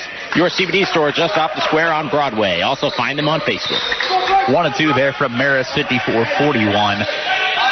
As Smith is just now going to get it across half court. Got about 10 seconds, almost 10 seconds of clock played off there before they got across half court. They finally into Perez in the corner. Perez has it now. Back over to Stein. Cutting is McKinney, and he gets the bucket. Easy layup there for Corey McKinney. Yeah, it's just a great backdoor cut by McKinney. Nothing the Lynx can do there, but play better defense, I guess, next time. Yeah, so it's back the other way is the Lynx. Williams has it in the corner, going to give it over to Barney. Barney has it in the post. Back up to Williams. Williams thought about the 3. Shot fake. And they're going to throw a foul as Williams is going to the basket. So there will be a foul on the play. It's going to go against Stein. Or no, it's going to go against Perez. That's his 3rd. It'll be Donnelly and Pee Wee Brown back in the game here for the Lynx. And it'll be Andre Williams shooting 2, or shooting 1 and 1, I should say. And Freeman will check in for him if there's 2 made free throws. First one from Williams is good. Now Cam Gardner will come into the game. He's going to take the place of Cohorst. I like to see the Lynx run a little bit more of that high pick and roll game. I don't think that the bigs of the Warriors can really match the speed of which the Lynx have. I'd like to see them test them out a little bit more. Yeah, Williams gets the second one to go as well. He's going to take a seat now for Freeman, who just checks in. So 56-43. Lynx just hanging in there. I mean, we're not quite in it yet, but I mean, we're not out of it by any means. So we just need to claw our way back in this one. 6 minutes left to play in the game. Freeman going to be checking Corey McKinney pretty much full court. Now over to Perez. Perez going to be guarded by Donnelly. Back over to McKinney in the corner. McKinney now over to Stein. Stein's jumper from the short quarter, no good. Rebounded by Freeman, who's going to hand it up to Brown.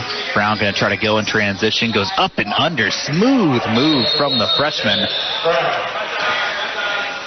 It's a sweet move by Pee Wee Brown to get that up and under with the right hand from the left side. Tough shot. Yeah, it's going to be like an official timeout. Just stop the play because I believe Perez got hit in the groin, and also Pee Wee Brown is tying his shoe, so a little stoppage of action. The first kind of break that we've even had in the game. It's been a non-stop battle of just running up and down the floor. Now it'll be the Warriors just barely getting across half court. That'll be McKinney. Now over to Grant Smith. Now to Stein in the post. Back up to Smith up top. Going to go into Klein down low. Now to Stein. Blocked by Barney. Now Klein gets his own rebound, and that's going to be picked up, and it's going to be rebounded again. Klein has it now underneath their own basket. And now the Warriors are going to pull it out and just reset here with 10 seconds left on the shot clock. That was a huge block by Barney. That dunk would have sealed the game in terms of energy-wise. They still got a chance. I'm going to give it over to Perez in the corner. 2 seconds left on the shot clock. Perez throws up a jumper, no good. Rebounded by Barney, and now it's going to be Donnelly now the other way. It's a big possession for the Lynx. They can get a bucket. They stay in this game. Yeah, Freeman has it. Freeman goes underneath the basket. Now to Barney. Back to Freeman in the corner. And there's going to be a foul on the play going against Max Perez. The first time in the game, I believe, the Warriors are officially ahead in fouls. 8-7. As Williams comes back in for Donnelly. It'll be Freeman going to the line for a 1-and-1. These are big free throws. Again, anytime the Lynx have a chance to score, they need to capitalize on that. And defensively, they need to keep up the great work that they're doing. It'll be Freeman at the line for 1-and-1. No good. Rebounded by Barney. Barney puts it in. That's going to be a full timeout for Coach Lepp, so we're going to stay right here. 56-47, 4:29 left to play in the game. Spencer, what do we need to do here to just claw our way back in this game and just try to get a win here? Well, they got to keep up their defensive intensity, really. I mean, the Tech Warriors come into this game, they're averaging close to 80 points per game, and the Lynx have held them to 56. It's been a very poor offensive game for the Lynx right now, but they've been able to stay in this game even with poor offense, and you got to think the baskets will start falling soon.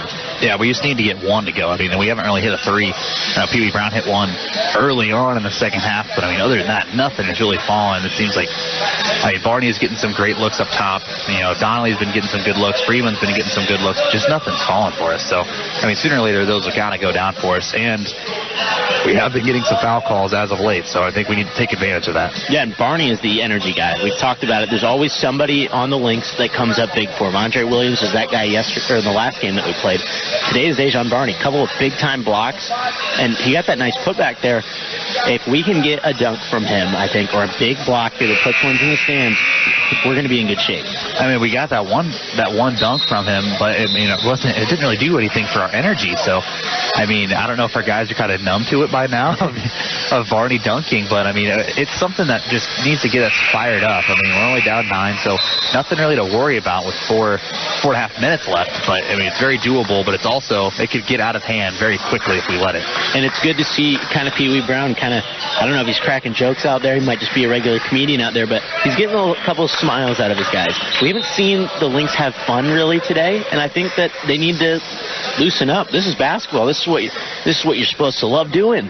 Yeah, so it's going to be Brown, Freeman, Williams, Barney, and Gardner in for the Lynx, and it's going to be Brown, Freeman, and Williams in the backcourt trying to create a steal here, trying to just create some havoc. It's going to be McKinney, going to quickly be double-teamed. Trying to get it across over to Stein. Stein barely gets rid of it. Going to be over to Jerry Davison. Davison gets stripped by Freeman. Now Pee Wee Brown in transition. Gets the layup to go. And cut it down the lead once again, 56-49. Brown is just a magician when it comes to those reverse layups. He always seems to just get some sort of this fancy, English off the basket. That's going to be another basket. So here is Davison. He stops and pops from the free throw line, rattles it home. Tough shot there for Jerry Davison. Yeah, there's nothing you can do. He just got the lucky roll there, but Lynx are still in this.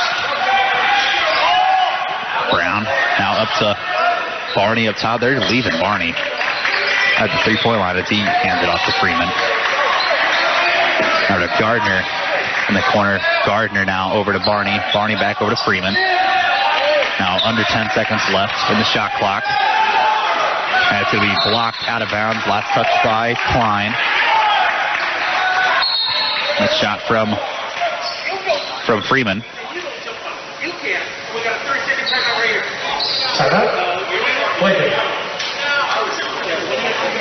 And there'll be a timeout on the play. Sorry there. We were just trying to hear what the ref is saying. Ref's kind of giving a warning to the bench of the Warriors as there was a lot of commotion going on as multiple people were standing up and yelling at the ref. And, yep. I mean, I liked what the ref said. He pointed at the head coach, Ted Albert, and said, "You can yell at me, but those guys cannot." And that's kind of a funny moment. There's a quick 30-second timeout from Coach Lepp. Yeah, the problem with that last possession is that Barney is not looking to score. No. And he needs to. He's open at the three-point line. He's hit one earlier today. You can't be afraid to miss at this point in the game. You have to shoot. And he's a very capable shooter. Yes. I mean, it's like they're giving him that shot. I mean, they clearly don't respect his jumper, but I mean, like, he's knocked it down in the past couple of games, so it's like, take it, man. You're open. I mean, if it doesn't go down, that's one possession. I mean, we're still in it, even if you don't make it. They're going to get it into Barney. Barney now up to Gardner. Gardner kind of loses it, and it's going to be a shot clock violation. Lynx didn't know the shot clock was where it was at. It was only at 5 seconds. Donnelly going to come back in for the Lynx, taking the place of Gardner. Now the Lynx going to go small here That's a tough play. You come out of a timeout. A lot of times you just kind of forget about the shot clock. You always think it's at 30, but yeah, that 5 seconds, that's tough. So McKinney barely gets it over. Going to give it over to Smith. Smith barely gets it over. Now over to Davison in the corner.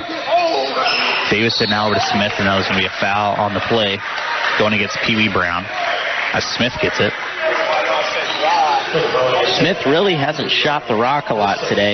Yeah, he only took 3 in that first half, 3 shot attempts. And, I mean, he's one of the better scorers on this Warrior team. So, I mean, he's been having a very quiet night. It's good defense from the Lynx. That'll be the second foul there on Pee Wee Brown. That'll be a 1-and-1 opportunity for Grant Smith. Misses the free throw. Tipped Andre Williams into the hands of Pee Wee Brown. That was a really heady play there. Great pass by Brown to Freeman. And Freeman just going to take a pull-up three-pointer. No good. Air ball. Rebounded by Josh Klein. Now Smith has it. He's going to get doubled. Across half court is to Corey McKinney. McKinney going one-on-one with Freeman.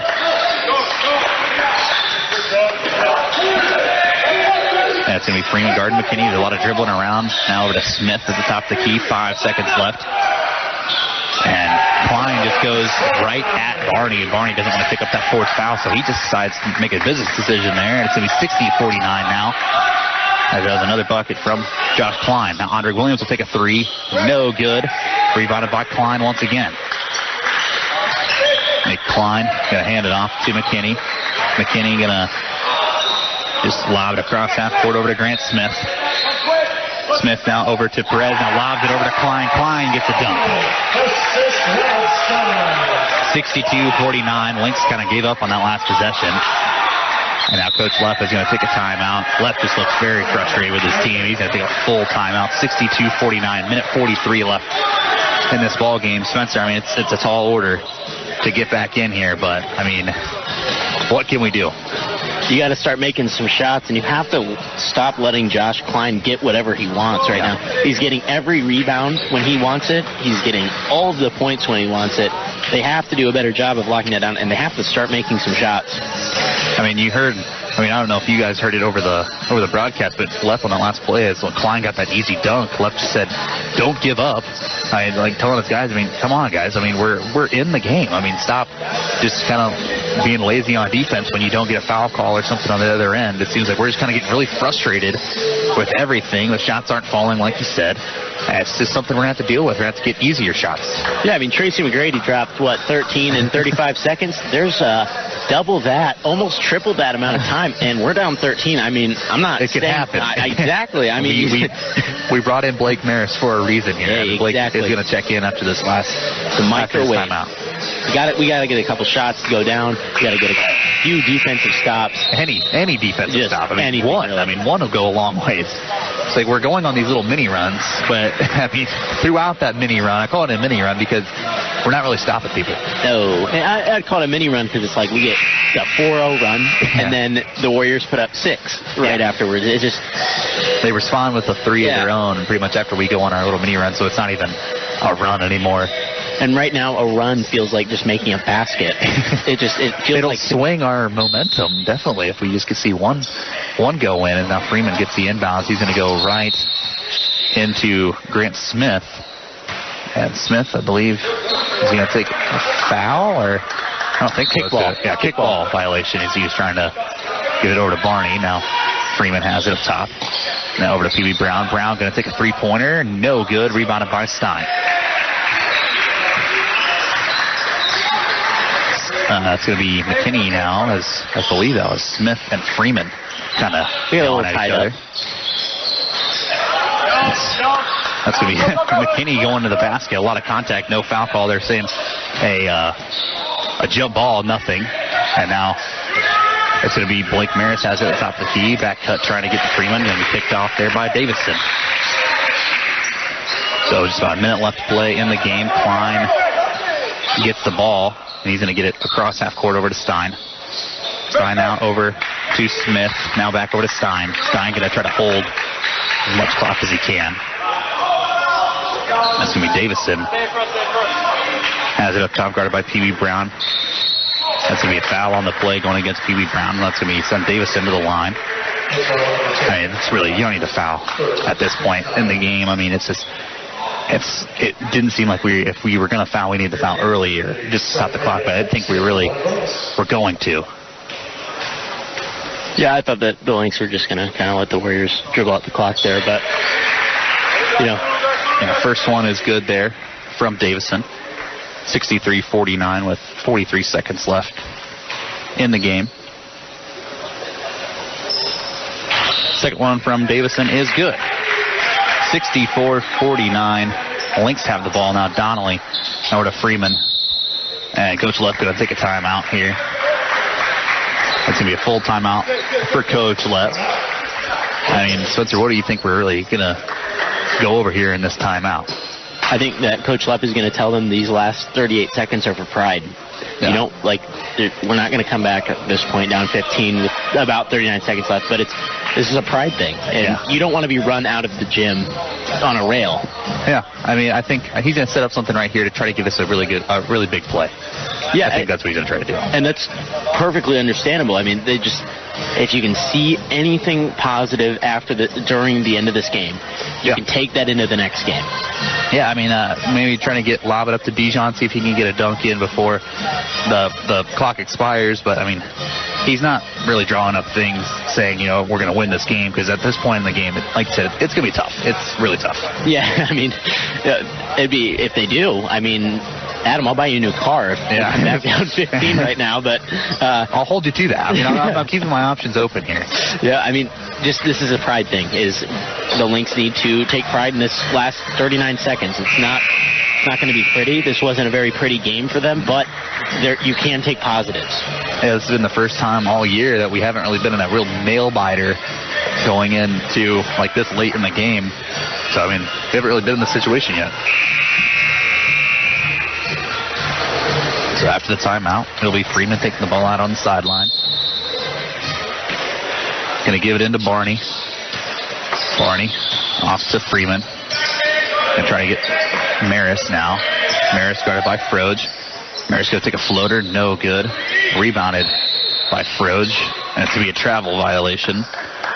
As that was Kinsway, just checked in the game for the first time. Was fighting with Froge for the rebound. Yeah, I don't think they realized they were on the same team, and he just kind of stepped backwards. So he Lynx basketball underneath their own basket. Maris is going to get a three. Doesn't get it to go. That's going to be a foul going for the rebound as Tyler Canfield had a good box out. Yeah, that was an excellent box out. It's good to see Donnelly not giving up. He's still going for the offensive rebound there. It's a pride thing at this point. Yeah. So it'll be Tyler Canfield, the redshirt sophomore. He'll be at the line for two, as that was the Lynx' 10th team foul. First one, no good. I mean, let's just try to get an explanation still. See, he didn't think Canfield really had very good positioning on that rebound, as Canfield does make that second free throw. So 20 seconds left to play. Shot clock turned off. Maris going to take a shot from the parking lot. No good. Be rebounded by the Warriors. Warriors just going to dribble the clock out here. It's going to be Maris gets the steal. So it's going to be a foul on the play. As Maris just shot it after the whistle, they're going to say delay a game warning on Blake Maris. So foul on Maris, then delay a game warning on Maris. It'll go to Froge, who will go to the line for two shots. Hey, Spencer, have you really seen that on the shooting after the whistle like that being a delay a game warning? I don't know. Maris is just trying to have a little bit of fun. They're down 15. They're down 15 with 10 seconds left. I mean, they just want to have a little bit of fun, but you know what? That is technically the rule. But yeah. Maris did not look extremely bothered after the call. He just kind of okay, you want to call that, go ahead. Mark Lewis Jr. check in the first time for Coach Lepp here for this final 10 seconds. So Froge knocks down the first free throw. Second one, no good. Rebounded by Barney. Lynx just got to get it across half court. Donnelly is going to take a pull-up three. Gets it to go, finally. something falls for the Lynx. This happens to be very, very late. So 66-52 is the final score. Lynx, after winning 2 straight, fall to Indiana Tech. Warriors move to 10-6 on the year. Lynx fall to 4-5. I mean, Spencer, what can we take away from this game? Well, they played excellent defense. I mean, they held a Tech team that puts up about 80 points per game to just 66 points. So defense was not the problem in this game. They did a great job. It's just they could not shoot the ball to save their lives. 52 points is just, you got to score more than that. That's a little bit over a point per minute, and you have to average more than that. Yeah, it definitely was a rough game for both teams shooting the basketball, but just a lot more things went right for Indiana Tech. So it's going to be another loss here for the Lynx men's team. So our next broadcast of Lincoln College basketball will be on Wednesday, January 27th, when the Lynx take on St. Francis at home. That broadcast will air on LCTV. That broadcast time is at 7 o'clock. On behalf of the entire crew and my broadcast partner, Spencer Davis, this is Adam Hoffman. Thanking you for joining us. Have a great evening. The beginning of a new chapter in Lincoln College basketball. Romine puts it up and in, and it's good! Lynx win! Lynx win! Lynx win! Lynx just won the AII Conference Championship on a buzzer beater. Lincoln College NAIA basketball action on 89X is brought to you by Grau Chevrolet Buick in Lincoln. Your CBD store on Broadway, just off the square in Lincoln. The State Bank of Lincoln, now a division of Heartland Bank and Trust Company. The Abraham Lincoln Memorial Hospital Community Health Collaborative. The United Way of Logan County. And by Michelle Bauer, your country financial representative in Lincoln.